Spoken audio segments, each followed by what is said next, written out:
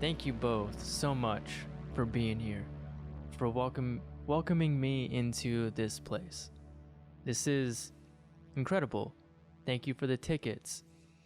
I'm stoked to see how your work turns out tonight. Mm-hmm. You were helping Theo film his stand-up. You were there. I don't know if you were involved in that or not, but I was just a spectator, and it was dope. I was off work and just got to see Theo do his thing. It was awesome.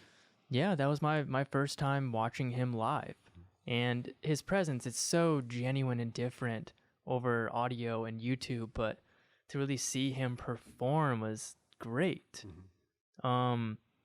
Martin O'Neill, Nick Davis, thank you both so much, for real. Yeah, absolutely, man. Welcome to California. Yeah, this has been a hell of a day. Right down the barrel, Marty. Yeah. Is that better? Oh yeah, Nice. so Yeah. bassy. Mm-hmm. Yeah, so you're getting the real full gamut of Southern California today, flying into Laguna Beach, Ubering up to Long Beach, going into LA, coming out to the Valley now, going back into Laguna Beach tomorrow, hit up Irvine, you get the whole SoCal experience. Now you just need San Diego.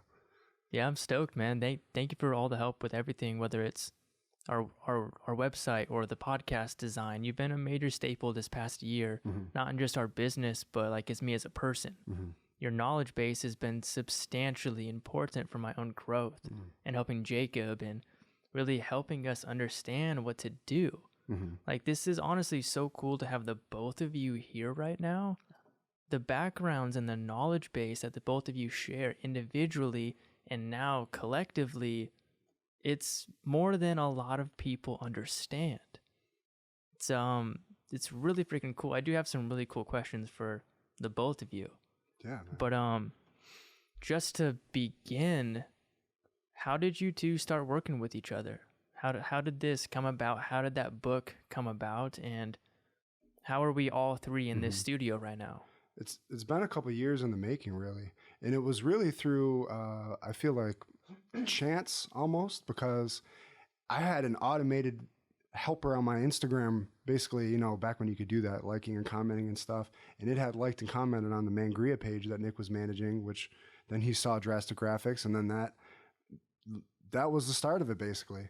And then we just formed a relationship, and he linked me in with a project for Adam. And it was kind of like we were talking about earlier, just very organic. These relationships that start on Instagram are just like, you plant a little seed and then let some time go by. You kind of feel each other out, watch each other. And then it was just like, okay, I think we recognize like we're kind of in the same boat here as far as working with like big productions and being behind the scenes, just kind of figuring stuff out. So it was very natural, you know, for us to kind of be buddies. He's not from here. I'm not from here. And then he invited me up to Corolla Studio, which was awesome. I got to meet Corolla, and, you know, we watched UFCs up there and did a cool contest for Drastic Graphics and stuff. And then when Nick's time came to an end at Corolla's, I don't know. It was just my feeling. I was just like, I know this seems horrible, but this is a blessing somehow. Like it wasn't obvious right away at all. But I just remember telling him, like, bro, this is a blessing. Keep your head down. Don't treat this like some sort of huge obstacle that you can't surpass. Something's gonna happen.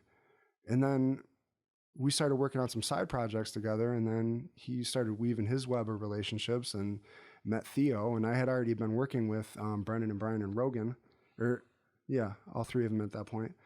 And then I started working with Theo through Nick.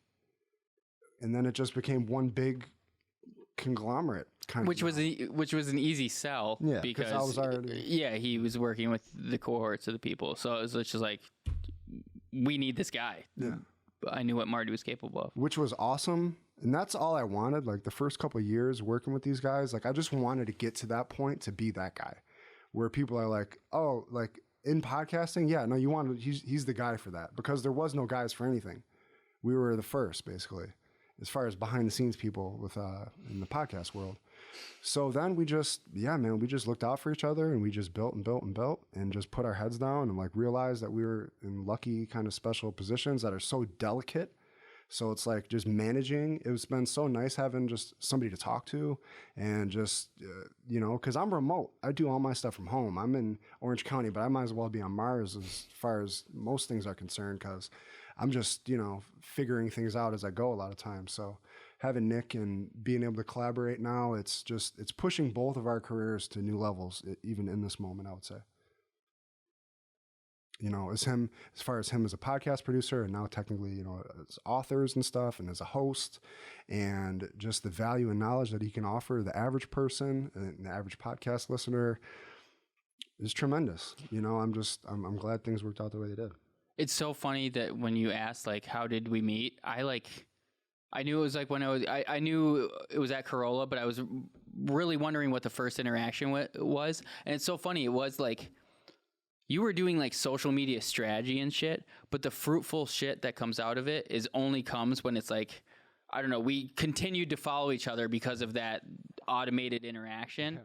But there's people I follow, and then you eventually unfollow them because you're like, that's not my vibe. Like, we're like, oh, we're doing the same shit, and then we eventually like cross that barrier into actually communicating and then working together. And it like, so it was strategic, but even still, it only happens like organically. Mm-hmm. And then to jump forward to the book, I mean, Marty quarterbacked that whole thing. Like, I was honored to be asked to do it, and like, I don't have knowledge to support it, but it wouldn't happen. Like, he wasn't like, we should do this, and the idea was perfect, and so was the execution, and yeah, it was fucking dope.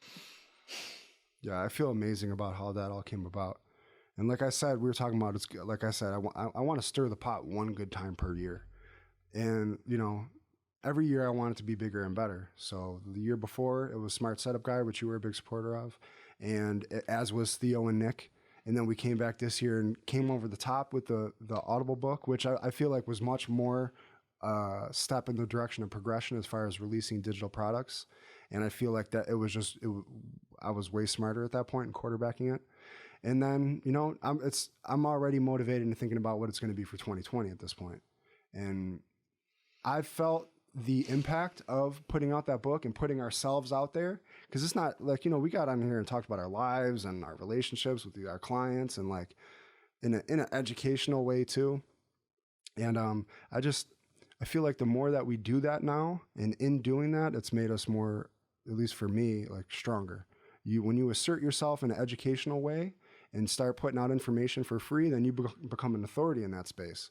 So we already kind of were that in some regards, just based off our experience. But then it's like, okay, we're going to give away this concentrated amount of experience in a simple to understand, kind of easy to, you know, pill to swallow, was the idea behind it. And it wasn't a money grab at all. I don't even know how many we've sold yet, which is a wonky thing that they update you monthly on it. Gold jacket, green jacket, who gives a shit? That was not, yeah, why, yeah. And that's why, like, yeah, I feel like it was classic. It was amazing success. And I almost like that. I don't know how many we sold yet, because just, I based the success off, and going into it, before we even did it, I was like, the metric for success is going to be how many people are inspired by it. If we start getting feedback that people are legitimately, I know what those comments and those DMs sound like when somebody's moved by something. Mm-hmm. If those start rolling in, then it's a success, and they did, and I felt that impact. And in doing something like that, I stirred the pot. I created more business from it. I got clients off that just because I put myself out there in a strategic way like that.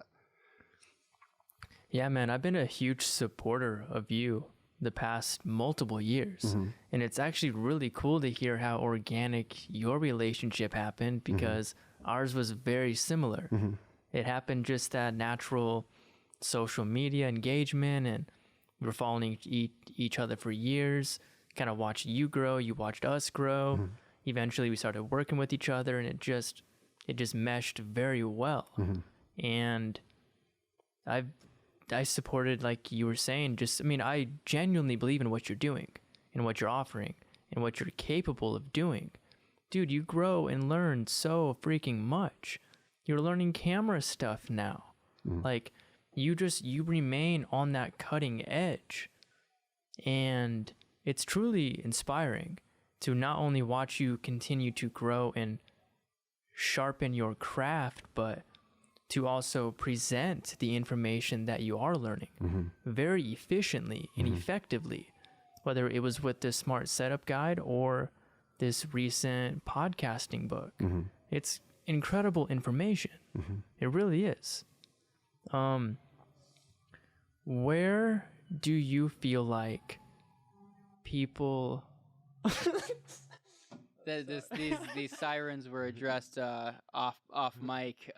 It's the Achilles heel of this temple I've built to podcasting. I looked over and just saw your grin because we were both listening to it. That's too funny. I have a physical twinge if the elevator runs. That's another thing that makes noise in the studio.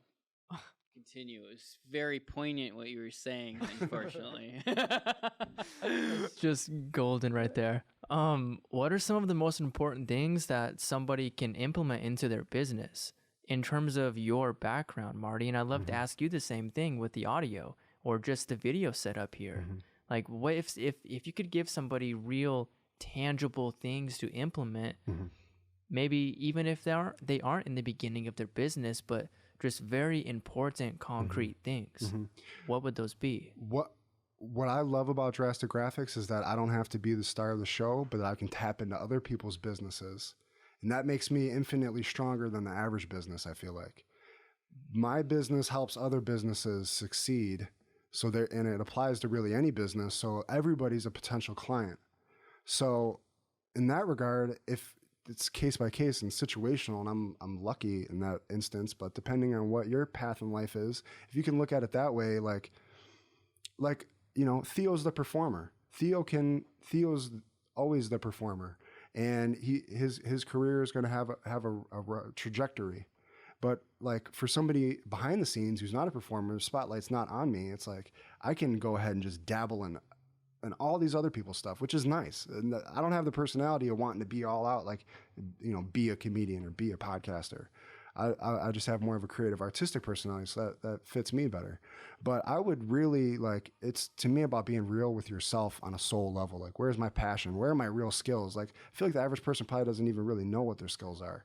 I feel like the average person kind of just going through life kind of as it's given to them, maybe not really pushing for more out of themselves, or not, you know, it's 99% of the population. They might not even really like, they might be like, well, I'm good at communicating, but you know, not like I'm good at this.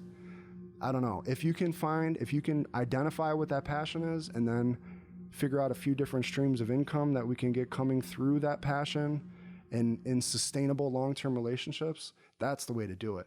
Because it started off for me designing t-shirts. You know, I designed these guys t-shirts, and then I parlayed that into episode graphics. And that wasn't easy because it was like, Brendan's like, we need you to turn these around on the same day, and they need to be a cartoon. And I had no clue how to do cartoons. I was in school, working day jobs, having kids. And I was like, fine, like for sure, I'll figure it out. Grab onto that, latch onto it, figure it out, crush it. And that's the mentality. And then from there, it's like, I did that for a while. Okay, we're like, I could have been very happy with that. Like, I'll do the Fighting the Kid t-shirts and the graphics and stuff. Like, that could have been cool. Like, but then after a year or two of that, I'm like, we got to take it up another level. And that's when I got into understanding how to run targeted ad campaigns. And that was a direct hit across the board because that directly makes them money. Like, if I can help them sell out shows, the shows are never going to go away. The live dates aren't going to go away. The podcasts aren't really going to, go away. So it's like, these are consistent things that are happening on a repeat regular basis that I can fall into routines with these people. And that allows me to have long-term relationships with them, as opposed to just ordering a t-shirt, ordering a logo. It's that recurring subscription style model where, there's nobody above me that I'm answering to. There's nobody between me and my clients. And the one thing I learned a lot of really great things from Ryan Serhant's book, Sell It Like Serhant. And it reflected on our relationship because he said, you don't have clients, you have relationships. And that really resonated with me because I've gotten to the point plenty of times of having too many clients. I'm really good at going out and getting clients, but I'm also a one-man show. So it's like, depending on what's going on, who's coming at me, what the deal is, like, I can very easily have more than 24 hours worth of work for that day, and that's the other next step is that delegating is one of the most important things you can do.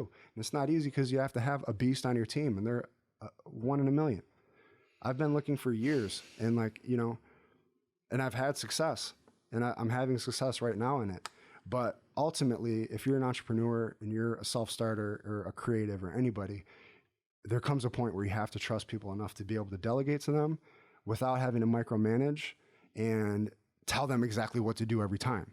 Like, I need you to be able to provide me work that I'm going to be able to directly implement that's going to save me time and push this business forward. Instead of, it's easy to get caught up with people that or friends or whatever, like get in a groove with somebody and they start slacking, but I'm slamming my foot on the gas in 2020, and I need a team to do it. So like looking at anybody, and it's a big, broad, general statement. It's like identifying the passions, identifying unique skills, interests, experiences that make you some sort of an expert. Like there's no way of getting around the 10,000 hours in whatever it is. Like to get good at something, it's gritty. Like, and it doesn't feel good. It sucks. If you get it out of your way in your late teens or 20s, like do it and have that proficiency to be out building a business, because it's going to take another 10 years to build the business. Like, it's what we were talking about with the book. Like, the path of the entrepreneur and the path of the creative entrepreneur isn't an easy one, but it's like you sign up for that. I feel like I went into it knowing that, and I accepted that. So 10 years later, yeah, I want some success, and thank God. Like, because if it didn't happen and you put that 10 years in, you're just like, still right where I started. I got plenty, I got people in Buffalo like that. It's still right where I left them. It's too real, man. Yeah. That's an incredible response, by the way, because you brought it into an approach and a mindset, and you made it very realistic in how you progress through building anything, whether it's a relationship or a client, which are, in your words, the same thing. When I started understanding that is when I got more clients, basically better clients, I should say. Because there's one thing when you're a business owner and you're out in the space of like, give me, I'm taking whatever I can get. I'm undervaluing myself, and I'm just, you're interested, let me put everything on pause and do what I got to do to take your money. Like, but there's a quality client that once you get to a certain level in your career, like, I don't want to say I'm above that now, but it's just like I need to delegate those kind of projects to a junior designer, and I need to deal with the upper echelon of projects. And if I'm passionate about this project, like with your project, it makes it that much better. Like you see how yours went. And when I'm dealing with somebody from the podcast community and that I can relate to, like I want to foster those relationships and grow them, and not just like, okay, your project's done. So I started really taking that attitude more and across the board with people, and not like I don't want to say treating people different, but it's different when you're dealing with these guys on the wall, and then you're dealing with random people in your Instagram DM. It's like, I need a level playing field and policies and how I deal with people. So when I receive an email, it can linger for 2 weeks if I let it, and it'll bother me too. Like it's just sitting there. Or I can have a policy where every email that comes in the inbox no matter what, gets responded to within X amount of hours. Or initial samples, any policies that you can really, really stick to within your own business, not only make you look more professional, it makes you operate smoother, makes your life easier, but it can be tough in the moment. It's resistance. Like Stephen Pressfield says, every artist faces resistance. And that was another really super important read for me, because then you start identifying that resistance. It comes The Art of War. Yeah, exactly. Recommended by Marty O'Neill. Yeah.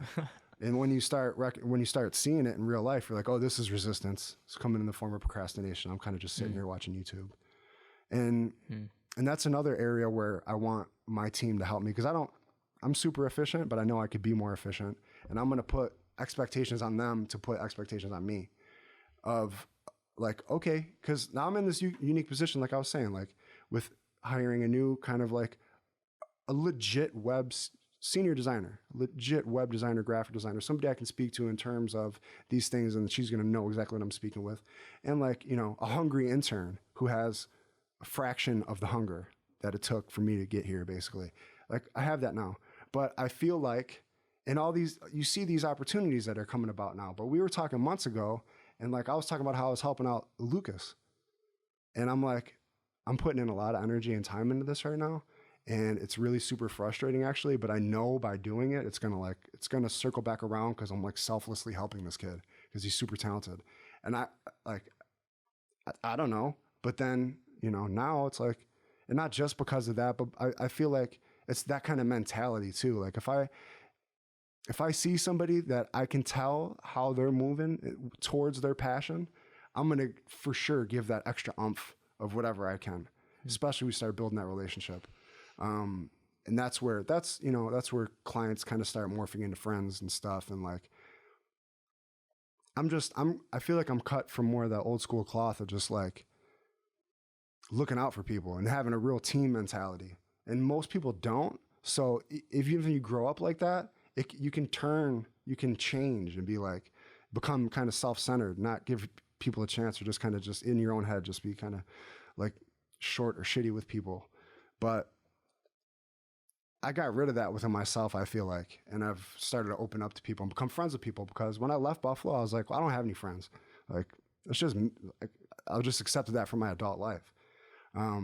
Coming out here and just, Nick knows, like, you're out in isolation. It was more extreme for me because I went through a lot of shit before I left Buffalo with people, but like becoming friends with you guys and people such as us, young entrepreneurs that are out and going after it. You're not going to meet them in your hometown. You got to go out in the world and converge with these people. Like, these are the relationships I want to foster.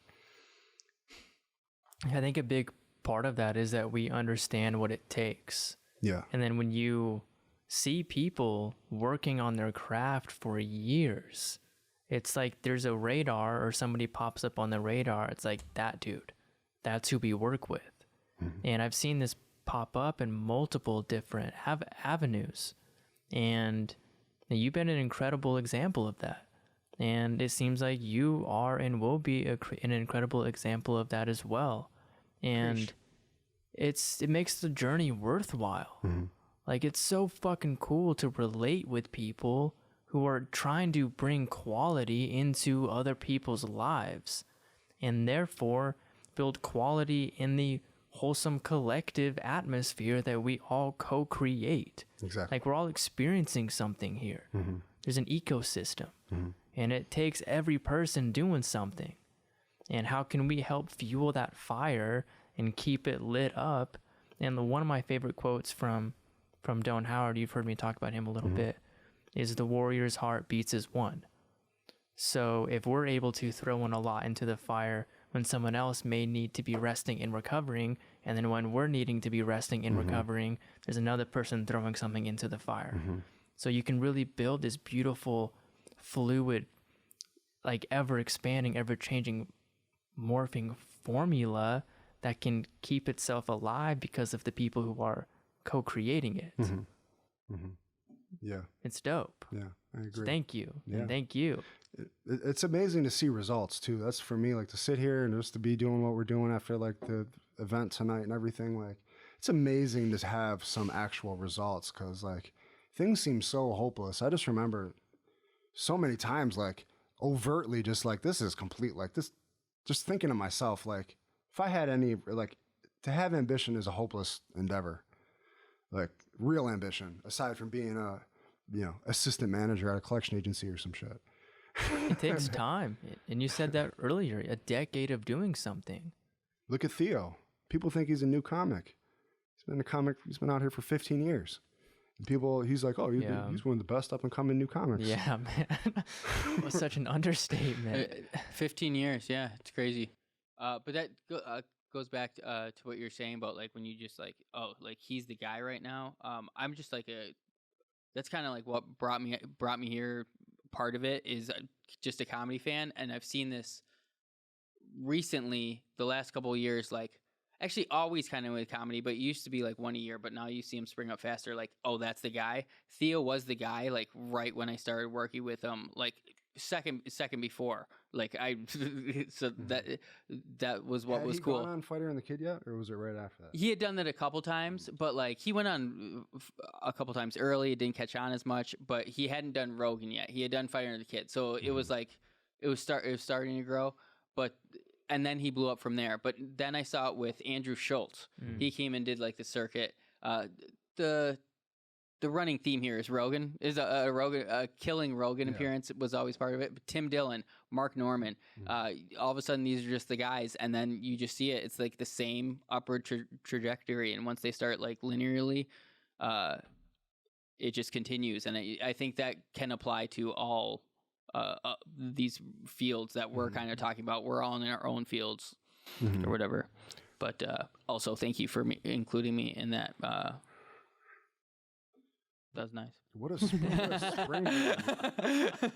Like what a springboard Rogan is. If you really think about it, like how much longer might it have took those dudes to pop like they did if they hadn't had a feature like that on there? If you go down the line of the people who like, I mean, Tom Segura, he's like he's created an empire of it. He's like probably done the best with it, but like it was Rogan. Like he like that's how people got to know him initially. He had some dope Netflix specials as well. But yeah, I mean, and then Ari Shaffir, list goes on. I mean, Brian Redman owes tens of millions of dollars for Joe Rogan, essentially. I was talking about this with Eddie today. Just how, I mean, Rogan gets over 200 million downloads a month. Like what you can do with that kind of platform is truly help people launch their career in an unbelievable trajectory. You said that really dope thing about the fire earlier, and like I just sat there stunned, but I had a thought and I had lost it. People, good examples just kind of fuel it, and it just like runs on each other. I got in this argument with this person the other day. They were like, I was just saying how like if you don't agree with Rogan, like he's done a ton of good, and they're like, how has he done good? I'm like, he has this platform of, I would say 15 million people an episode, give or take. I would say that's the average. You said 200 million downloads. I think that math roughly checks out if you looked it up. But either way, that's an enormous amount of people, and all he does is pursue his passions and work hard every day. And he's done that on a platform of 15 million people. So agree with him or not, the man has done a ton of good to a bunch of people who had never had that type of example in their life before. Anybody hating on Rogan's a hater. Like I've seen it happen. I don't even see people hate on Rogan. I'm just assuming they're out there. But I've seen, like, I mean, even look at like McGregor's trajectory. Something like that. People will love you on the way up, then you get up there and they look at you for a while, they're like, he's amazing. And after a while, hate. It's going to come no matter what. It does help to hate if you're all coked out and you punch an old man in a bar on film. I mean, that's your opinion. Yeah, that's ridiculous. You've done all that. But yeah, point stance. Haters will hate. Yeah. It's yeah, and how we deal with that too is pretty enormous. I don't get any of that, but yeah, bigger platforms do. For but sure. Yeah. We've gotten a taste of it recently. We've been recently promoting through a few of my buddies' communities that have, I don't want to say the number, but a substantial amount of people. Facebook groups? Yeah. Oh man, Facebook groups Dude, get vicious, they're brutal, dude. man. You can't introduce new stuff into a Facebook group, man. Dude, I get a very strategic Facebook group interaction. Yeah, continue. It's pages and groups. Yeah. And yeah, they're ruthless. And whether or not they believe what they say it. You know, and a lot of it comes down to, do you believe in what you're doing? Or are you so fragile in your movement, in your mission, that a few stones can throw you off your axis? And we've been doing our podcast for over a year. And to the point where I was very comfortable in our message, to where we can promote to larger audiences, do more Facebook ad campaigns, and see how much reach we can actually pursue with the value that we deeply align with. But if I was insecure in what we were doing, a few people could crumble everything. That's most artists too, I feel like. And that's why I think there's like so many, like I've always said, there's like so many amazing artists out there, way better than me as far as like drawing and stuff. But there's a whole nother skill set that links the bridge between that amazing skill set and then a career. And that's to go, I'm like beating this to death now with people, but the finder, keeper, doer method, because that's helped me substantially, by the way. yeah, it's huge. It's just so simple. It is. I use that shit every day now. Yeah. And when I was like interviewing these people, I'm thinking about like, well, what hat do you wear the best? Or what hat can you wear? And, the finder, the keeper, the doer, the finder, being the one going out and pushing forward, getting new people, getting new business, the keeper being the one handling the money, paying the bills, taxes, making sure everything's taken care of, and then the doer being the one executing the actual work you're getting paid for. So all these hats get worn every day, but as the business grows, like there has to be multiple people wearing these hats. So looking at who you can delegate to, where do their skills lie, really? And I've just been really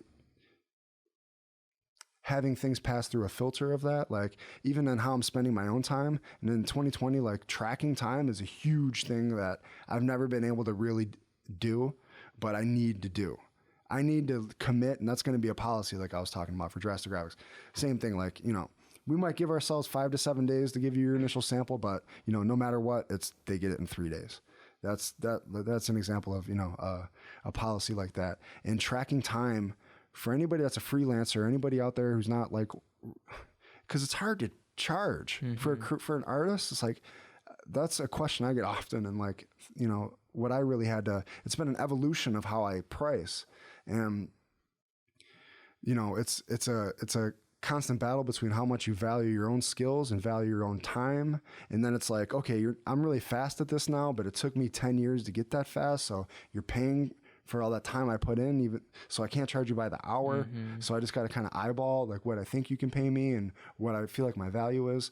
So by tracking my time, I feel like I need to have a better understanding of how much I'm actually getting paid by people versus how much time I put in. And when you first start, it's like, and not even when you first start, for me, it was like 75% of my career so far is just like doing everything and not really worrying how much you're getting paid, but making sure that you're solid and you're just crushing shit. And like, if they throw something at you extra, fine, crush it. I'm not nickel and diamond with these fools. If something pops up, done. And not little things, a comedy special, stuff like tonight, anything pops up, like, that's the kind of attitude that we have. Like, that's why you are where you are. Yeah. It's that nickel and I could have got lost in the mix nickel and diamond a long time ago. But that's another huge thing. And like how Parker even talks about in Full-Time Filmmaker, free to fee. That's his whole thing. He'll come and shoot you for free because he knows you're going to hire him afterwards for it. And the same kind of mentality. And this is, applies a lot to artists because it's so, like I was saying, it's so hard to determine your value because you start somewhere and then 2 years later you want to be here. 2 years later you want to be here. Eventually I want to be paid too. Like I want to be comfortable. That's the whole goal. That's the whole point. Like through my skills, I want to live comfortably. It's the basics, most baseline form of the finish line. And you have to start charging more. And it's for artists, it's not like always easy to be like, give me thousands of dollars and to be able to stand on that, especially if somebody pushes back. And then, that's where the finder hat, the person who's good at negotiating and good at presenting that value. And I feel like for me, just the ability to wear multiple hats has been my big strength and not to shy away from that. To lean into the things I'm really not good at or scared by. Studying the photography and videography was so intimidating to me. I'm a graphic designer. I specialize in Photoshop and didn't know how to take a photo. Okay? They didn't teach me that in graphic design school. Stupid. And I was always too intimidated because I knew like I've gone down rabbit holes and I know how far they go. And it's like, this is one rabbit hole that goes far, boy. But then you just dive down. And tonight was my first legit, real, professional, heavy duty shoot.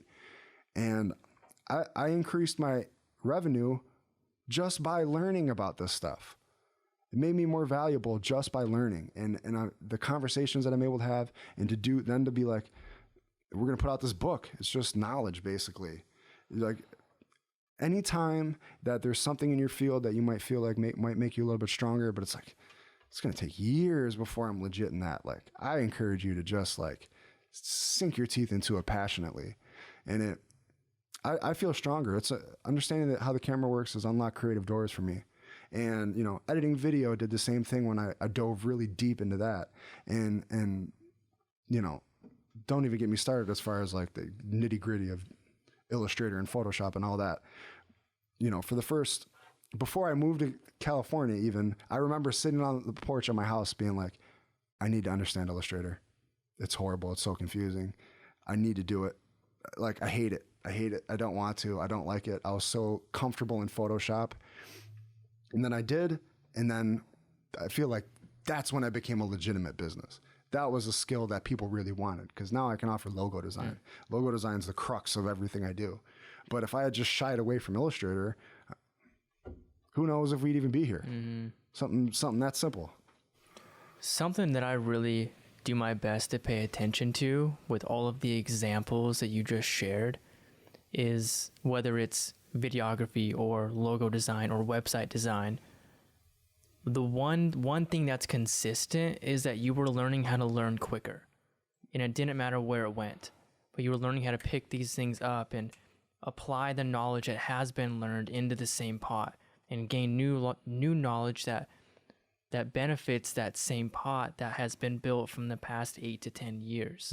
And this concept of continually learning and refinement of what we do, like that to me is one of the most important attributes that is built when we go in different trajectories and different verticals of our business. Because we have to keep up with this ever-growing thing that doesn't stop unless we stop, essentially. Exactly. And it seems like it's like building a relationship with this thing. Like, me and XPAND have a relationship. If XPAND grows, I grow. Yeah. If I grow, XPAND grows. Your mood is directly affected by how things are going within that business, basically. Well, in terms of my ability, mood, do you mean like emotion or? Yeah. So I don't know. I do my best to refrain from that. Just to perceive it as non-judgmentally as possible without deep attachment to it. Just knowing that if I fuel the fire with healthy wood, that it'll burn better. If I throw moldy garbage on it, it's probably just gonna burn, but like to what healthy extent?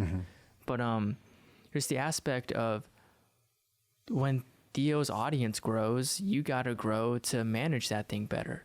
And everything that you're doing, and that's such a cool way to look at things, I think. To go back to your question, what concrete evidence could we give in whatever specific field? I would say, relative to social media, follow Gary Vee on everything he does. I like, say what you want about the man.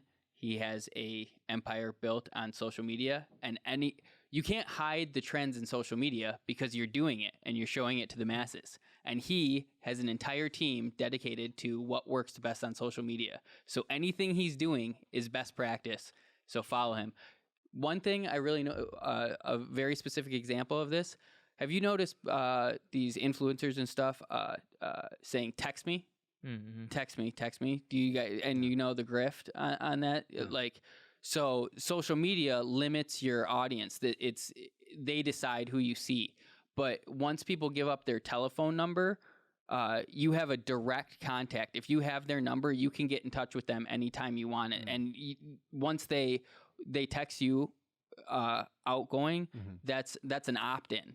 And you can, if they type no, then you can't do it anymore or whatever. And so it's a one-to-one thing. Chris D'Elia's been doing it. And I like, some people, they had like backlash. I'm like, you're a fucking idiot. Obviously, like Chris D'Elia's not trying to like text you for fun. It seems so weird. But yeah, so then they have you by area code. They're coming to your town. Yeah, Boom, exactly. Chris D'Elia's got. Retargeting. I love that. But Gary Vee was the first person. He was saying, "Fucking text me." I was like, "What's going on?" And then very quickly you find out. And then stuff he does with like IGTV video, like way he all his shit starts with a cold open, and then he's got his own like his like swoosh sound that like I can hear in my head. He's always on top of it. So follow Gary Vee. I love that. And in that same way, And I think people are going to move more in that direction of getting their people off of social media and onto their own kind of platforms, so that, because it's like across the board, people only see like, it's like 45% of your followers will see your post, even on the big accounts that I manage, and it's like consistent. That sounds aggressive. I know. Yeah. If you have 1 million followers, like, you know, that's a great post. Yeah, for Theo, it's like 450,000 views, get 1 million. Yeah. Yeah, it's stupid. I don't understand how they benefit off that. It's super annoying. Because I think like they show you the potential reach if you pay for it, and then they'll show you accounts that they think they can grow faster, but they always want everybody at like it's like this glass ceiling type thing. They don't want everybody being the rock and just being bigger than the platform. I love, excuse me, the idea of retargeting off the merchandise too. That's the best, because then it's like, yeah, you really opened my eyes to that. Well, I mean, Nipsey opened my eyes to it, because it's like retargeting off the merchandise after, so the people that have already bought merchandise. Yeah. Stream it off the tag, and then you can update that over time. So, you know, if you're putting out a new project, you can release a little snippet of it early. Hey, now if you bought the Get That Hitter tee, check your tag. You got an exclusive bit. Streaming on the tag. I got it now. That's pretty cool, yeah. It's retargeting, and it's giving something special back to your customers. And that, I mean, I love that. You know, that whole direction he was on, that's why his relationship with his fans was so special, because he took time to think about stuff like that. That's why he was able to sell, you know, $100 CDs, sell out, you know, hundreds of thousands of them, hard copy CDs in 2000 and something. Is that super like clever, personal relationship with the fans. And I've been trying to kind of bring that into the podcast world a little bit. I'll pipe up with some of these ideas once in a while, but there's huge area for opportunity when you can do that with physical products, because now it's like it makes those physical products way more valuable. And it's like, you know, I'm going to keep this shirt around because I might get a freebie or something off it 2-3 years down the line. You know, I know for me, like if Rogan was doing that, I would be way more apt to buy a shirt or whatever, and, you know, go Willy Wonka with it. I love the whole Willy Wonka model. Like, if we're going to put out something, let's get clever with it and make it special, do something huge for somebody. But, you know, like opting in with the text message, people having their own apps, and, you know, retargeting through the merchandise is an example of people moving their fans off Instagram, which ultimately is smart because it's not going to always be there. And they're taking now. It's like, we're taking from you guys. Taking. What can we take? What can we take? What can we take? But, you know, especially for us, like, we want to reach the fans. We want to reach the people specifically that have already spent money or are likely to spend money again in these 50-mile radius around Louisville, you know, like very, very specific. I can only imagine people like 10, 20 years ago that were like in charge of selling comedy tickets. What they would like, what kind of wizardry are you guys doing out here? You know, like, but, yeah, so, you know, I don't think all those ways have really flushed out, and how people are going to be able to like take their followers from Instagram and funnel them in, like how we see them doing with these text messages. But I feel like over the next couple years, like Instagram's going to have to do something to stop trying to scam people out of spending money with them, you know, like that. And that's kind of how it feels like, and it's dumb. Like, you put all your energy into creating, I mean, it's not dumb, but it's like you grow your whole business through this platform, and then they start scaling back on you. Like, now we got a nickel and dime you. Now, yeah, you're going to pay us. You're going to get you on that subscription. Now it's like free platform. I mean, yeah, Gary Vee did say that recently. Like, it is free. But they're getting free content too. Instagram doesn't make their own content. Oh, they got a billion free content creators. So that's, yeah. But yeah, they got to turn a profit somehow. So it's like they provided it initially. You always knew kind of thing. Are they not trillionaires off their own ads though? Is that not how it works? I don't know. I don't know either. They're getting trillions without me boosting posts.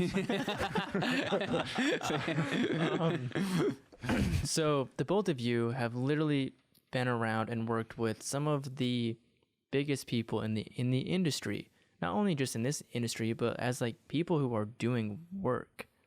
What have you both seen that takes people from like one level to the actual next level? Like what are some commonalities that you guys have witnessed working with who you work with? Mm-hmm. I think one of the greatest examples is Brendan, who showed that if you take a psychotic athletic work ethic and, you know, apply it to where the most kind of artistically driven dude, like your regular kind of stand-up comedian, like looking at the dudes on the wall, Bobby Lee, like these dudes, like they don't have that psychotic ethic that it takes to be a professional athlete, let alone a UFC heavyweight. So like seeing him do in 2 or 3 years, like, and I mean, say what you want, he's a road dog. Like the amount of shows that he did in those first 2 or 3 years he started performing was ridiculous. Up and down the country multiple times, Australia, UK, Ireland, come back, Canada, do the country again. It was ridiculous. If you go back and watch his trajectory of, you know, anybody wants to say anything about him not putting in work, please. I bet in those 3 years, as far as road dates go, not just at your local club, he had to have put in way more shows than the average comedian. And that to me just speaks to work ethic in general. Like I love that. I love watching him parlay from one thing into the next. That's super inspiring to me. Every time he has some new venture or some new thing going on, it's like that's how I want to move, you know? And I can sense that in people or not. And I just think it's unique in that position because he came in as a hardcore athlete and whew, we saw that. Yeah, it was timing. Yeah, it was his relationships, but that's all him too. You know, like your relationships are what is like 9/10 of your strength, I feel like, you know, and being able to leverage and parlay that into things for yourself. And also, you know, like with other clients I've seen, you can have everything going in the world for you and still be miserable. You can have a dream that you go after for 20 years and then you finally get there and you're pissed off about it and you're there and like, fuck, I got it. Fine. You know, like in all that, you know, I don't want to say the journey along the way, but you don't want that to happen either. I've seen that happen, you know? So, you know, I guess there's a wide gamut, but what I would say the most consistent is like, and even if it's not an outward thing, but it's like a relentlessness. It has to be, because when you're a podcaster, you're just pulling from your own head basically. And to continue to be able to do that week after week after week after week, you have to be relentless. And because you don't have a boss. Word. No, know? for real. I would say from the people I've worked with, like the running thread is, I guess when you said like the biggest people in their respective industries, for me it'd be Adam Carolla and Theo Vaughn. Both of them are just have a unique tact for talking and being funny off the cuff. So that I don't think that's something you can emulate, but what they both did, I'm sure some people have that. They both, Theo, you just talked about Brendan being a road dog. Theo's been a road dog. He's been doing it for 15 years. So he had it and he just continued to pursue it. And same with Adam. He's always just trying to be around radio. And so, I mean, I guess it lends itself back to relentlessness. But I think that's the difference. Like you can be relentless and be successful, but to be at the top of your craft, I think there is some like innate, like unique talent that like, I mean, it's almost like Asperger's for like Adam Carolla. It's like he's just like this crazy ability to talk off the cuff that you just can't teach someone. He just goes. That's an interesting point, because there's a lot of people that try and do these things but don't go anywhere. And I'm sure there's a plethora of reasons why people don't make it somewhere, but to kind of hear the things that you've seen in the people that do make it, it's pretty interesting. Yeah, it's hard to nail down. I mean, it's a combination of timing and work ethic. I feel like is where opportunity, like where those orbs overlap. Even like I got to a point where I trusted my gut with things. Cause like, even when I look way back before, like years back before I moved to California, I was on a mission. It had nothing to do with where I am now, but I was very much on a mission. And all these little steps and all these little days that I'll never remember, like all accumulate up and all this just grinding and days of just being miserable and depressed and just some meaningless job, like just sitting there just wanting some sort of opportunity and like just stress and just money issues and all that. Like to go through all that, and then, you know, it's you look back and realize like, oh, it was just all a bunch of little chapters. And I just kind of took each little, some of those chapters were completely meaningless. I don't even remember them. Some of them were super significant game changer chapters. And they culminate into the story that has been this career. And I lucked out because I started young. You know, I'm 33 now. Nick, I think we're the same age, right? I'm 31. Yeah. And it's like, and we're vets at this now. So, and what I'm really learning is like, we're barely adults. We're just dipping our toe into adulthood here at 32, 31, whatever, you know? So it's like, I'm really grateful for that. Like I was willing to sacrifice my 20s. Basically, I didn't have fun in my 20s. I didn't hang out. I didn't have friends. I was just getting after it. And at first it was about music on some like 8 Mile style shit, like Get Rich or Die Trying style record deal pursuit. And then it just morphed. And as an artist, I just realized like I'm not one dimensional, like this artistic muscle. And I kept realizing that through video and through these different things, like this artistic muscle is real big. It's not just limited to what I thought it was. So like that original mission that I had sent off on, that I thought the only way this could possibly happen is if I get some huge record deal and Dr. Dre saves my life and flies me out to California. But really it was just like all these little sequences, all these little speed bumps and twists and turns. And then one day I woke up and it's like, oh shit, I'm here. Like it wasn't some like magical, some dude didn't pluck me out and save me. It's like, it was long. It took a long time, but I'm super grateful because it's like, I'm still super young and now I just feel like I'm just getting started. And we took the stairs with it, played the back of the scenes. You know, it's not easy for a lot of people to do that. When you're dealing with people that are way out in the front of those scenes and get all the attention, and it's easy to fuck that up. It's easy to do too much and try to put yourself out there and all. Like, I think we're good at just like, or tell them to fuck off. Yeah. At some point. Yeah. Yeah, exactly. And it's, you know, we talk about this stuff all the time and just being really kind of like mindful in how we deal with our clients. And even when we're not dealing with them, being mindful of like our actions, basically. Like I was backstage today and some fool walked up to me. He's like, "Where's Theo? Where is he?" I'm like, you think I'm just going to tell you where he is, bro? I don't know who the fuck you are. Like, sounds a super. It was backstage though. I mean, that sounds a super suspicious way to approach that, man. Yeah. I mean, isn't everybody back there for Theo? No, he was a lingerer. Okay. He was lingering around. Clear red flag. Clear red flag. Him. Yeah, but stupid stuff like that. If I'd have been like, oh, he's right down the stairs, right down there in the dressing room, that could have sent him into a blind rage. You know, dumb stuff like that you don't even think about, like. People keep a tally, we were talking about this, of red flags about you in their own head. I know I do, about people I'm dealing with. And they might not say anything, they might not even act like it, but like you might do you might not even know you did it. It could just be they're over here podcasting and you did something over here and they noticed it and they're like, this motherfucker. And then that red flag sticks with them. And then some time goes by and then you might get 2 or 3 more little red flags going. It took 2 years. But they stay, you know, and I'm mindful of those red flags.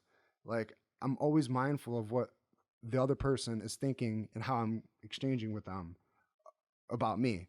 And that I feel like that's why I've had these guys for like 6 years, a lot of them, just because I count my own red flags. And if there is a fuck up, and there will be, I just fall on the sword and I'm like, I immediately call it out and like, take credit for it. But that's the other thing. It's like you can't get too comfortable. You can't get too complacent. I'm always highly aware. I'm never untouchable. I'm acutely aware of that. I live my life as if I'm about to lose all my jobs. Like, I know there's people out there that would love the position I'm in. And I also know that I'm not that special or important, and I could, it wouldn't be a big deal if I was out of the equation in a lot of ways. But it's that the value and the equity of those relationships and just the trust and things being on autopilot that allows me to be a little bit, comfortable. Because it's when you get something great, there's some anxiety that comes with that. Like, oh, how long can I keep this for? Like, what's going to be the end of this? How long can I manage this? And can I take on more and still manage this? Like, I have this is great, but it's not enough to live off of. I still need more, but I have this, and this is great. I finally got something great, but I'm still super stressed.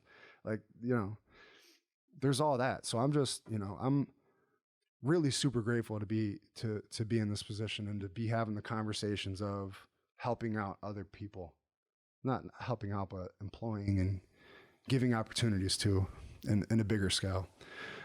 As I move more into the direction of just focusing on the things I want to focus on and not getting bogged down in things that don't have my passion or attention simply because of the money. Phenomenal insight. Thank you. Yeah. For real. That was a really good breakdown of what it takes and kind of what you're going through. Mm-hmm. And the aspect of it doesn't just happen overnight. Mm-hmm. It really is one thing after another for a series of sequenced moments that build where we are. Mm-hmm. And then we get this recognition where you're like, oh shit, like I'm in Theo Von's studio right now. Mm-hmm. Like that's a pretty wild moment. Mm-hmm. And so many moments have had to happen in all of our lives to be in this room. And that, to me, that's so intriguing to me. And that's where a lot of the gratitude comes in, is grateful for your guys' journey. Grateful that you're good people. Grateful that you're moving in a way that resonates genuinely. Mm-hmm. And those are people that I think we as people want to be around, and it's cool when you can vibe, because not a lot of people understand what it takes. I was having a discussion about this week, where I've been working with a friend back home. His name's Brett, and he's getting shit done in like 2 hours.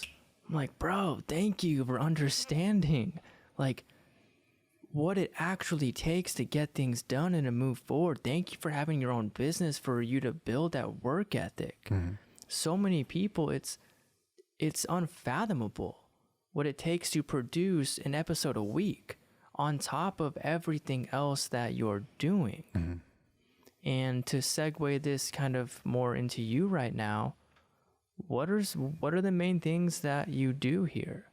For anything. It's just me and Theo, essentially. There's one guy who his name, shout out Gianni, who's helped us book.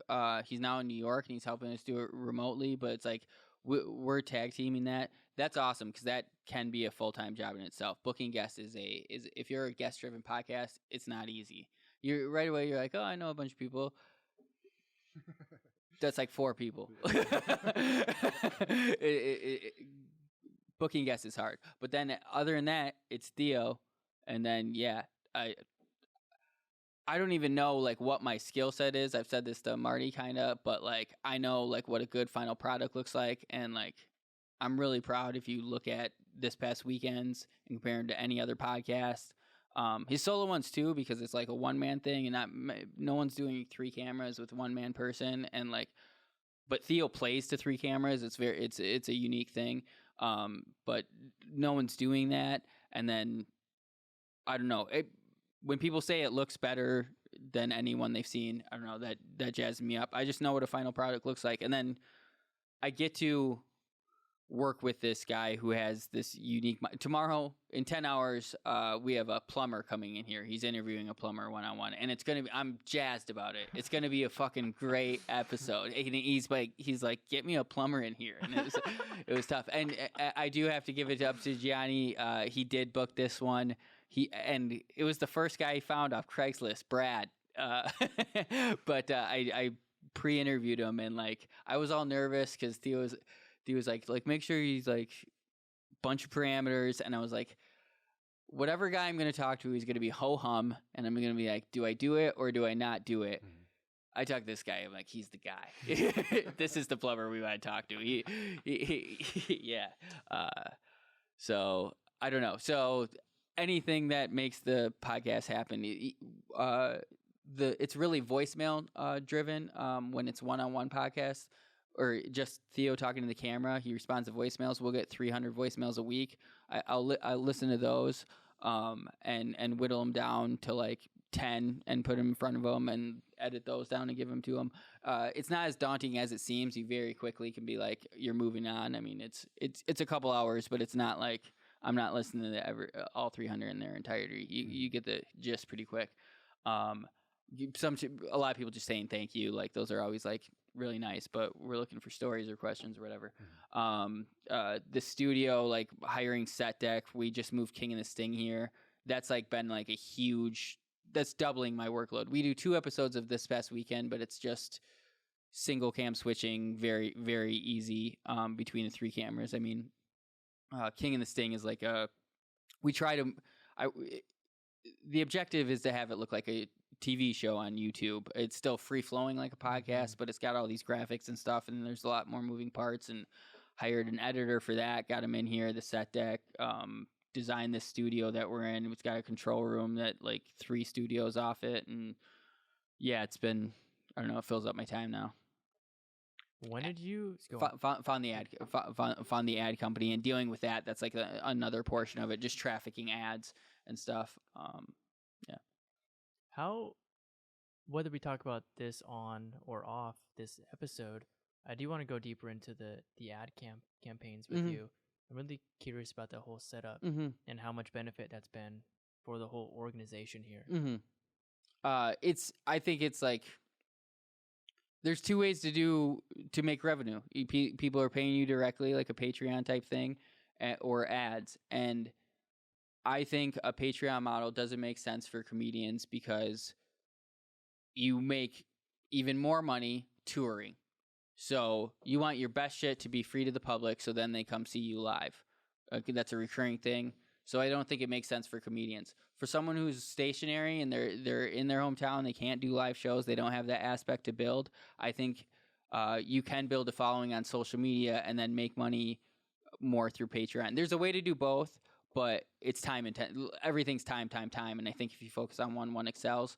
So I think it's also depends on your profession, which way is the route to go. But ad sales, if you're at a comedian level or like some of these, even though they're starting to tour too, some of these like dramas, the horror that are huge, like those are bigger. We talk about like Theo, like biggest in the industry, whatever. I mean, Rogan's still top of the heap, but comedy podcasts don't compare to these dramas that these women are listening to.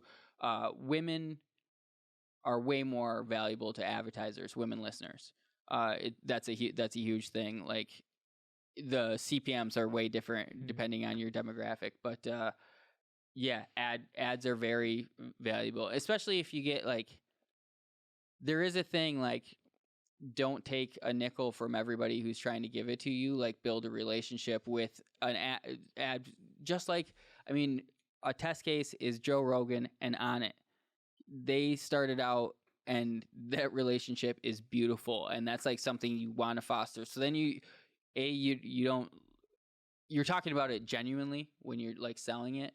And you can just build relationships with companies you actually believe in rather than just like whatever, which has been a learning process with podcasting. Because I mean, you always hear the same. This isn't new to anyone. You always hear the same podcasting things, but it would be nice to not have like that mishmash in companies that you're actually representing. Yeah, they've really killed it with On It. in that whole relationship. Mm-hmm. And just like you were saying earlier, like we don't have a boss, so we can really determine who we want to work with. And that's a huge aspect of freedom that's very appealing. And when we can learn how to foster the better relationships, you feel much better about what you're doing and how you're doing it. And of course, that's a learning process. I mean, from the beginning to the middle to when you're at a very high level. You're super knowledgeable in that aspect. I can hear in how you're explaining that. Oh, thanks. Yeah. When did you start working with Theo? February of 2018. So fairly recently then. Mm-hmm. So when I worked at the Adam Carolla show, I met him there. He was a guest, and he had another podcast at the time. And I just did some side work for them, like social media stuff. It was an audio only podcast, and I do videos on Instagram, try to put like images to the minute they talked about, and like it was fun for me. Fucking Theo's a hoot. So, and they paid me a little bit a month, but that podcast never really gained traction. They were like, oh, thanks for the hard work, but we're not making any money. So like all good. But that's where I met Theo. I left Adam Carolla show for Funny or Die. And then I thought that was like a really dope gig. I got laid off there 5 months in. They laid off a third of their staff. And right around that time, that was February, that was like January of 2018. I hit up Theo just because I was trying to figure out my finances at the time, because like I just got laid off work, so I was figuring out taxes, and I was like, so you like 1099 me from that work from like, it was like a year ago, almost in the calendar year, it was like 11 months or whatever. And he was like, no, it's all good, but like, so what are you up to? I'm like, oh, I got some free time, I just got laid off. And that was right around the time I just told you guys the story in the car, and Theo's told it on the podcast, so I'm not telling anything out of school. The guy from Gray Black Pizza, who's a sponsor, anybody who would, I'm not just name dropping Gray Black Pizza. Theo listeners know Gray Black Pizza, 1811 Pico Boulevard, on the way to the beach. But they all know that the owner of that place told Theo he'd give him $1,000 a month in perpetuity of the podcast if he moved out of his kitchen and moved into a studio. And I called up Theo, asking him what he was doing at taxi. He's like, oh, I'm moving into a studio. I could use some help. I helped him move in. First I was doing some social media shit, and then he had his first guest. He was having Jay Moore come in, and like he walked in and the studio was ready to go for guests. I didn't really fucking know what I was doing. I really didn't know how to edit multicam. I had an anxiety attack that night. I literally learned on a YouTube video how to edit multicam in that night. And then it just kept growing. He went to Rogan a couple times. The podcast really blew up, and then it was wild. Gianni started a couple months later, and he helped. That man, he could do his own course. He's a successful actor. He's was on the 6th season of Power, and he literally like volunteered to help Theo before he had like a project coming out. And he just kind of volunteered, and he started booking guests. But man, that guy could teach a masterclass on how to book like big ticket Hollywood guests. It's formulaic. Man goes on their IMDb, he sees their representation, he emails them. It makes it a little bit easier that Theo has a representation as well. They'll recognize the name or whatever. But that's all he does. But then you email the same people over and over. You learn it's a small world. No matter what industry you're in, we've all found this out. Like whatever you're working in, you run into the same people. So those, you don't know them by face, but you'll know their email, and you'll see the same people and over, and then you're like, oh, hey, Gianni, and it worked out. And so he did all that guest booking, and we just kept we got a couple really dope guests that blew us up. So if you wouldn't have gotten laid off, you probably wouldn't have got with Theo. 100% not. 100% not. What were some of you just kind of answered this question in a partial way. You got some dope guests, and then you really started to blow up from there. What were you doing differently when you were starting to work with Theo as opposed to now? Like during that growth process, were you managing different things, or was it pretty much the same, but there was just more input coming in? yeah, I don't like. It started off so slow. So he like had someone doing ads for him, and so I'm just doing I started doing social media, just doing clips and shit, which I think is like for growth. I mean, that's the only way to do it, unless you're paying obviously. And or word of mouth obviously is the other way. But and then it was like starting to build for the guest episodes and set up, and then I started to inquire like what he was doing for ads, and he's like, well, I'm not really making money this way. Like I'm like, I know someone who's working with someone, and I'll connect them. So then I started that relationship with the ad company. So then the ad trafficking became mine. We just start beefing up equipment. So then I'm doing all the equipment. Yeah, it just kind of built. I've always been a podcast fan. I saw, I worked at like someone who built like one of the first real businesses off it, and like how he structured it. And I was just, and I also saw some of the stuff he was doing wrong, in my opinion, aka not doing video as much. Talk about Adam Carolla. And so I just applied those as much as I could to Theo with as much freedom and as much initiative as I could. Because like, especially in the beginning, if it didn't go wrong, it was all gravy. So like, and I don't know, a lot of the things worked. I think you would really get along with my buddy Jacob. You've talked with Jacob a little bit. Jacob sounds dope. He's the man behind the scenes. He's the one that does all of our audio, our videos, everything. And he's like a phantom in the background. And you like remind me so much of him. It's wild. And I feel like we are a lot alike in many ways. So it's kind of neat to meet you and, you know, just know that he's in my life, and pretty cool. It's so cool to hear how things naturally progress. We were just talking about this, and that's more in like a physical form rather than a metaphysical form like you were mentioning, but how the gear can shift and how you're actually like building this machine that like when one thing upgrades, another part has to upgrade for it to work smoothly. And when more revenue comes in, whether it's audience attention or actual money currency, then you start to see the value of actually upgrading the pieces that make this thing function better, on top of all of the aspects that make the machine run in the first place, like the ad campaigns or the Facebook groups or the guest list or whichever it may be.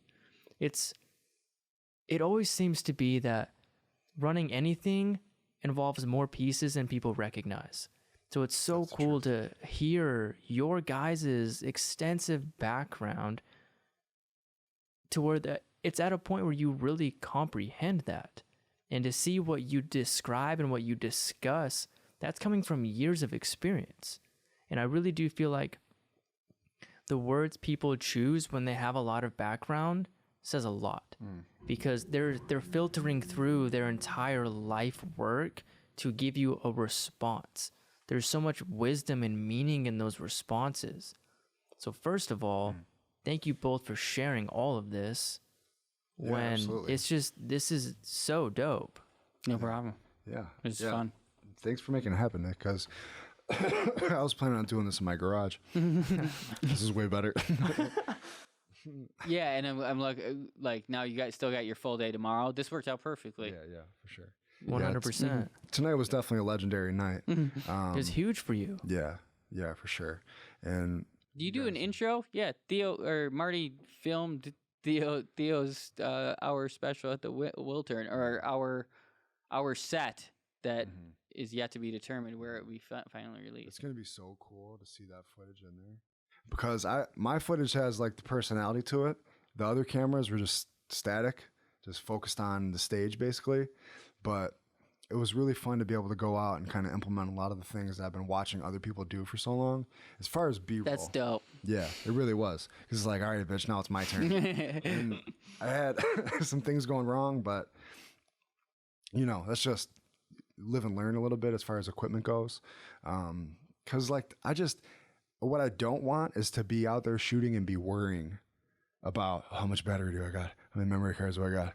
That like had me out of my zone for a little bit. Equipment is so fucked. I could do it like it's a different podcasting. It's like set it and forget it. Ideally, man, just when you're in different environments and like it's tough because I got my bag. Now my bag is valuable. I have all my camera shit in it, so it's like I don't want to leave it somewhere, but I don't want to haul it around with me either. So I'm like discreetly digging through my bag, switching out lenses. There's room where I can see there's opportunity for me to be a little bit smoother with it, and just even like filming in public, not necessarily wouldn't say I'm comfortable just like filming people as they walk past me, but with the direction, what the director gave me was just like very clear instruction that just made it super simple. What did he? Yeah, sorry. He was like, you can get some cool angles if you want, but he's like, we just want clean, like give me 10 seconds of you just holding it still on something nice and try to find some depth.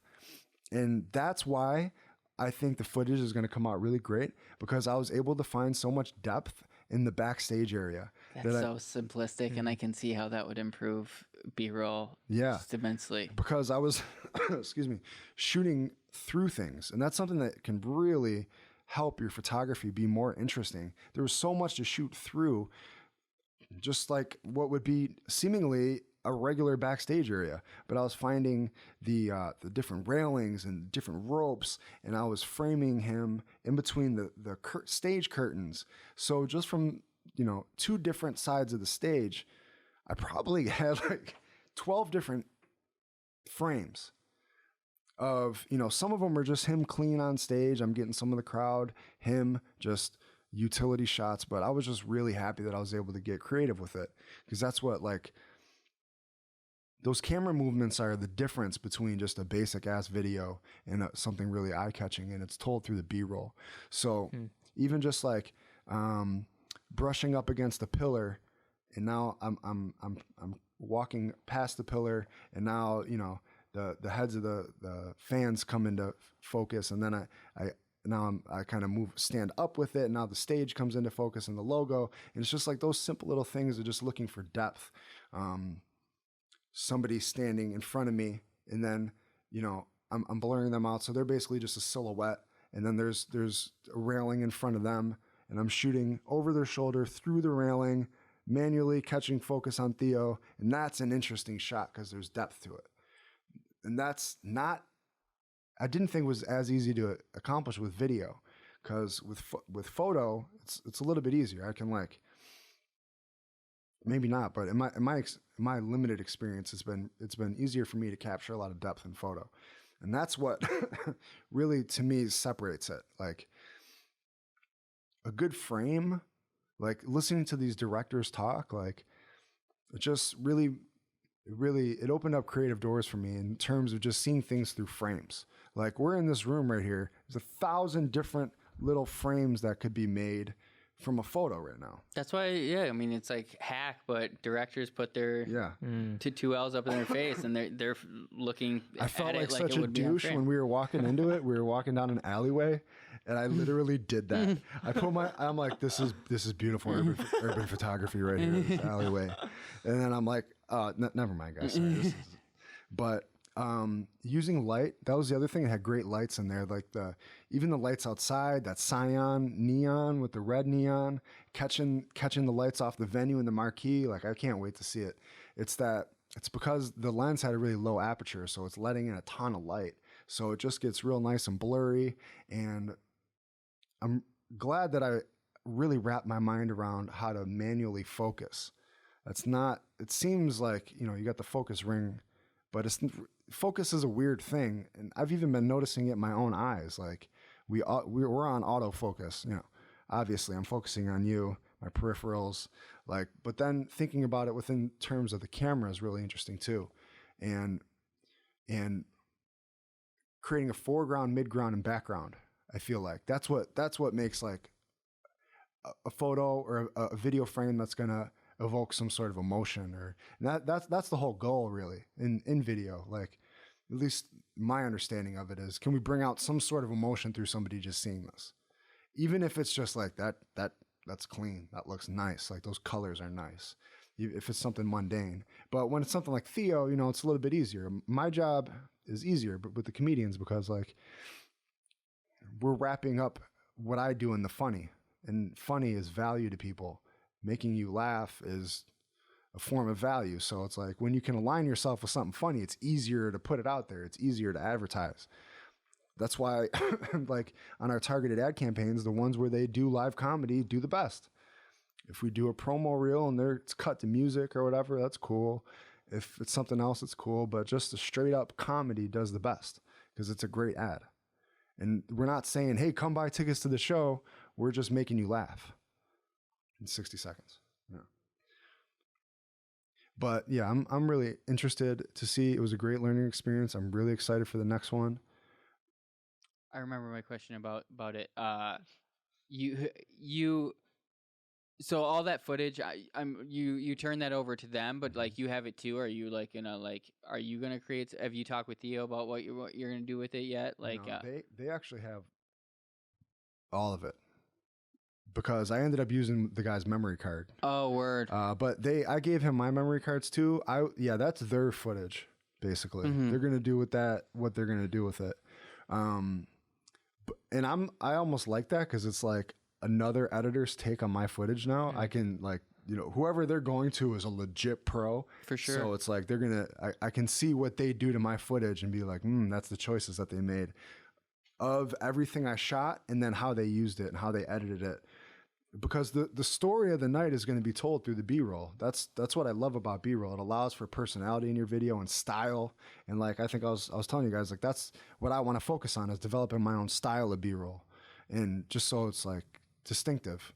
So it was cool dipping my toe into that, and with such like his fans are so into it and they're so energetic and like tied into him that, you know, it's not all I got to do is turn the corner and everybody's like, gang, gang, buzz. Yeah, the crowd was going wild.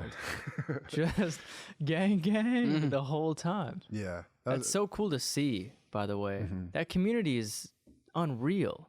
It's wild. It's a real community. It is. Yeah. Like you feel the love and support through everybody there.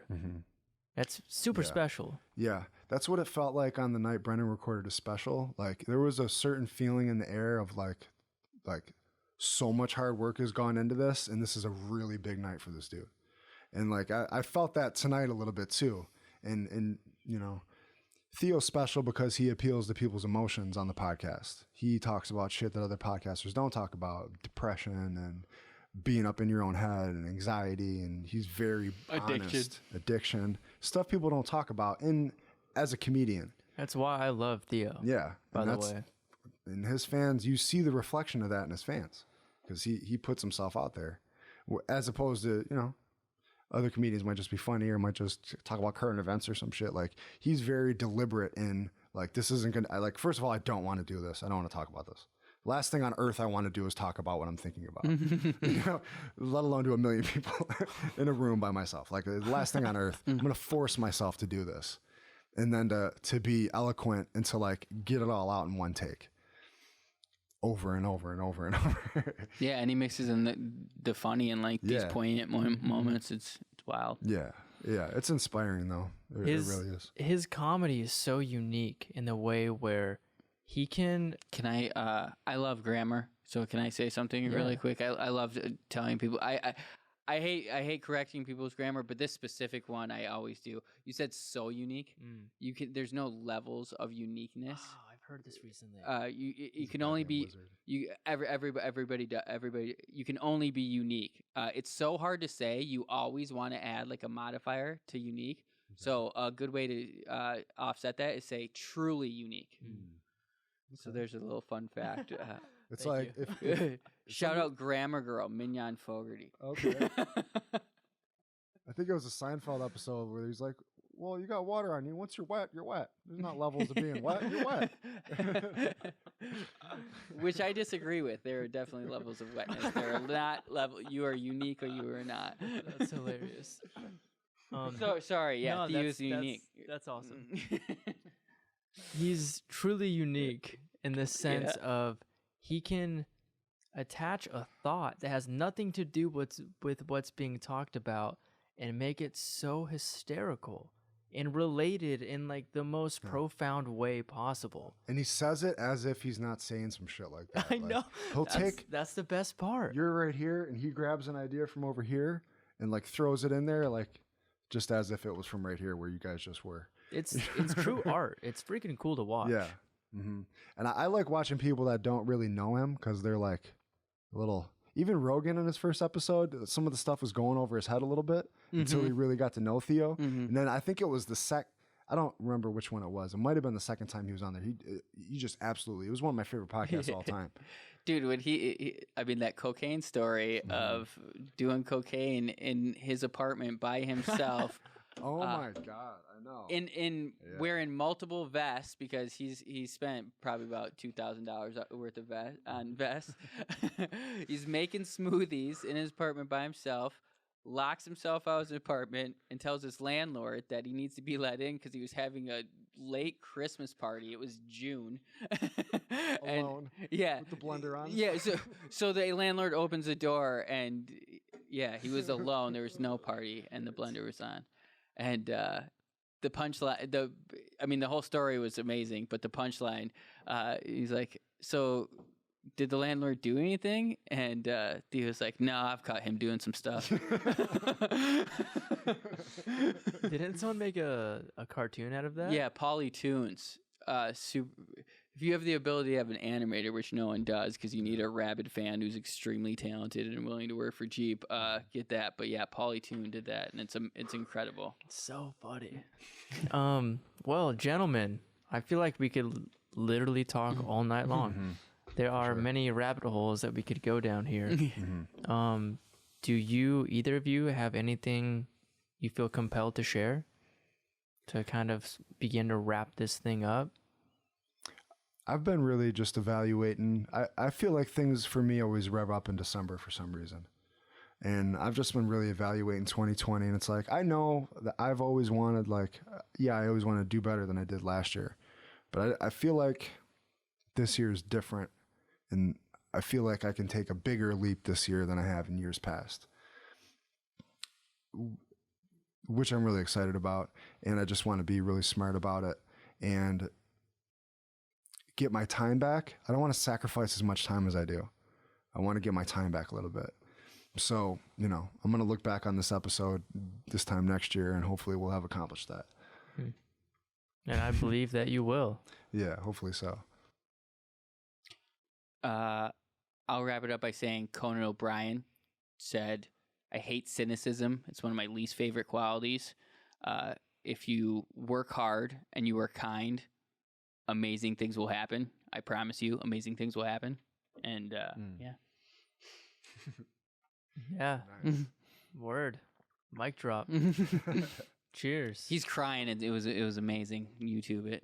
It's awesome. That's cool. It was a sign off of the Late Show or whatever. Oh wow, that's a powerful moment. It was dope. Marty O'Neill, Drastic Graphics. It's a pleasure knowing you. Thank you for welcoming me into LA in substantial fashion. Thank you for all of your work this past year and your professionalism and your resilience and your ability to stay in direct contact like almost immediately, man. You have been so incredible to work with. Can you have levels of incredible? Oh yeah. Oh yeah. You've been very incredible to work with. Thank you, man. And it really is beautiful to watch you grow, man. I want nothing but the best for you. I wish nothing but the best for you. And if you're kind and you work hard, things will happen. Here we are, folks. And they're happening. You can't fake either of those too. A lot of people like I'm fucking working hard. A lot of people aren't. Or you're being a dick and you don't know it. Either one. 100%. We can make ourselves believe something even though we know that we aren't kind, or that we could get off YouTube and face that resistance and actually work on something. Nick Davis, brother, thank you. You're welcome. For allowing us to come in here tonight. It's big. It's so huge. It's beautiful. This is such an honor, man. Hope I press record. That would be nice. If not, then we'll just do it again. And I've had the pleasure of recording an episode in Aubrey's place at On It this year. And now this is just another beautiful layer to that cake, man. So thank you for this moment. And thank you for your work. And I really look forward to getting to know you more. We literally just met a couple of hours ago. Yeah. We've talked a little bit on Instagram and etc. But it's really nice to get that one-on-one, face-to-face contact, you know? Yeah. In person.